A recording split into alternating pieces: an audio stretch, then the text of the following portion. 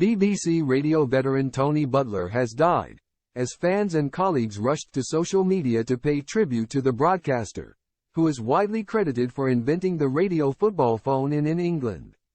BBC radio presenter Tony Butler has died at the age of 88. The broadcaster was beloved by listeners for his outspoken style of presenting, and his signature phrase, "on er bike."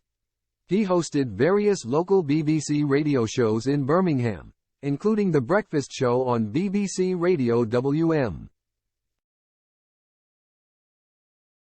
The radio show announced the news of Tony's death on Twitter, writing, "West Midlands broadcasting legend Tony Butler has died at the age of 88. During a career spanning 50 years, Tony was probably best known for inventing the football phone-in. Tony has been hailed as the broadcaster who invented the radio football phone-in, which is still being used today. He was an icon, he was a great, and he changed broadcasting in this country and possibly all over the world." BBC Radio WM's Das Hale said, while paying tribute to Tony as a giant in broadcasting. Tony was also famously impersonated in a stand-up comedy routine by comedian Jasper Carrott, who recreated his forthright style on the airwaves. The star began his career at the Birmingham Post and the Telegraph. He then went on to work as a freelance sports journalist at BBC Radio Birmingham in the 1970s.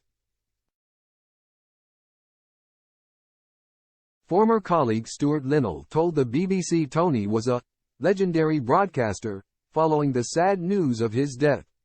They used him on air, but his Midlands accent was so strong they felt that the listeners, even the Birmingham listeners, wouldn't really understand him on the radio, so they gave him elocution lessons, Stewart explained.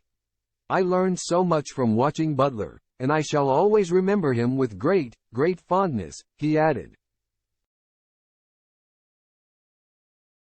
Tony received a Lifetime Achievement Award at the Sony Radio Awards in 2007, before deciding to retire in 2012. Fans took to Twitter to honor Tony's legacy, as one person typed, "The sound of my childhood. I've only got one word to say. Rest in peace, Tone. Very sad news. Rip Tony," another tweeted. "A true radio legend," a third social media user commented.